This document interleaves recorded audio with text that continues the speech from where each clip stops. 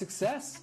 They've had success, obviously, in the playoffs last year and this year. I know they didn't play them together this year, but they still went 3-1. So the one thing you're looking at if you're a Knicks fan or in the Knicks organization is our team is primed to beat the best team in the East, and they're going to try to give them their chance, I think.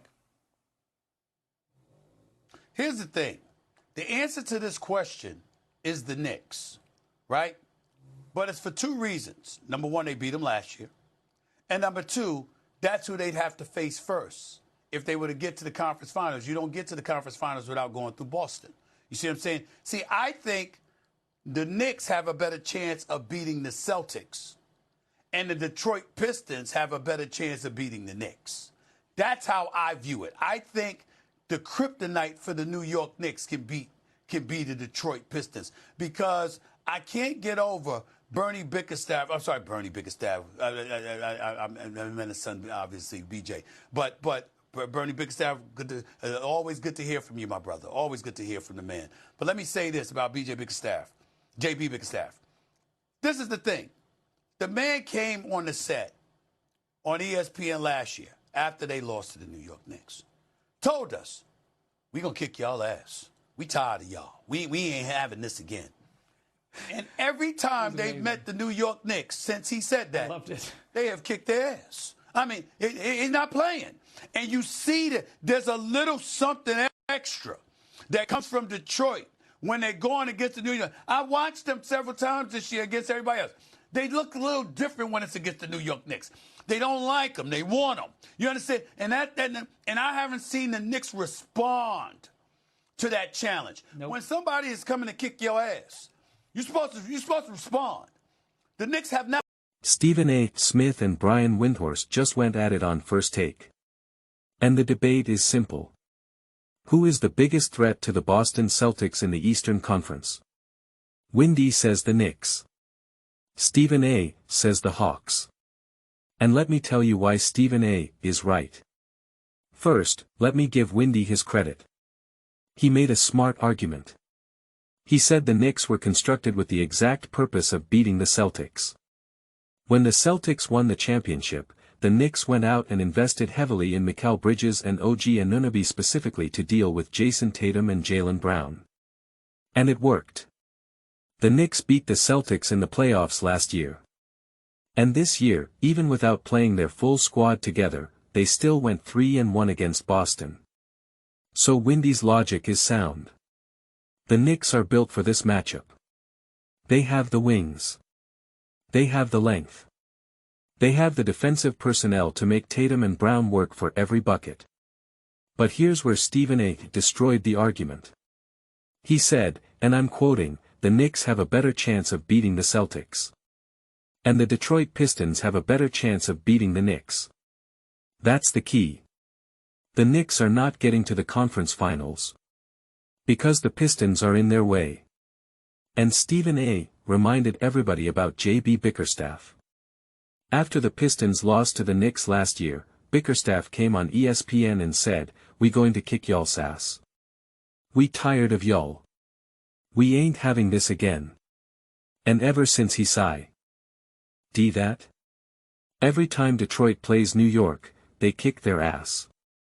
Stephen A. said he's watched the Pistons against everybody else, and they look different when it's against the Knicks. They don't like them. They want them.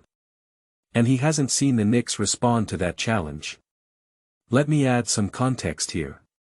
The Pistons have owned the Knicks this season. Not just one. Dominated. They've beaten them multiple times, and not by small margins. By double digits. By blowouts. Cade Cunningham is healthy and ready to go for the playoffs. And as Windy confirmed, he's playing right now. So you have a Detroit team that is physically tougher than the Knicks, that hates the Knicks, that has a coach who publicly called them out, and that has beaten them consistently. That's not a good matchup for New York. Now let me explain why Stephen A. said the Hawks are the biggest threat to the Celtics. And this is where it gets interesting. Stephen A. said Boston's mentality is different from Detroit's. Detroit wants the Knicks. They have a personal vendetta. Boston doesn't care who it is. Their mentality is, we just going to beat them because we're better than you. That's cold. That's efficient. That's champion mindset. And Stephen A. believes the Hawks are the team that can actually challenge that. Why? Because the Hawks have nothing to lose. They have a young, athletic team that plays with pace. They have Trae Young, who can go nuclear at any moment. They have Jalen Johnson, who has turned into a star. And they have already beaten the Celtics this season. Not just competed. Won. But here's the part that Windy didn't address. The Hawks are not supposed to be here. They traded away their franchise player in Trae Young. They were supposed to tank. Instead, they got better. They play free. They play fast. They have no pressure. And in the playoffs, that is dangerous. Because the Celtics are the favorites. They have all the pressure. They are expected to win the East and go to the finals. The Hawks? Nobody expects anything from them. So they can play loose. They can take risks. They can do things that a team like the Knicks, with all their expectations, cannot. Let me give you a stat that should scare Celtics fans. The Hawks have been one of the best teams in the NBA since January. They have a top 5 offense. They shoot threes at a high volume and a high percentage. And they have length on defense to bother Boston's wings.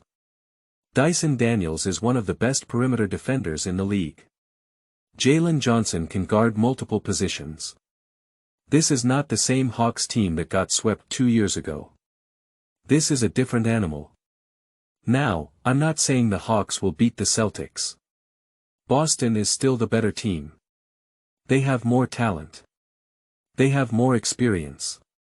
They have home court advantage throughout the playoffs.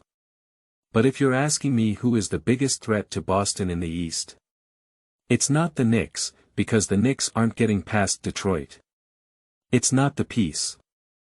Tons, because they don't have enough playoff experience yet. It's the Hawks. Because they have the perfect combination of talent, momentum, and no pressure. And in the NBA playoffs, that is a dangerous combination. Let me also address the play-in games quickly.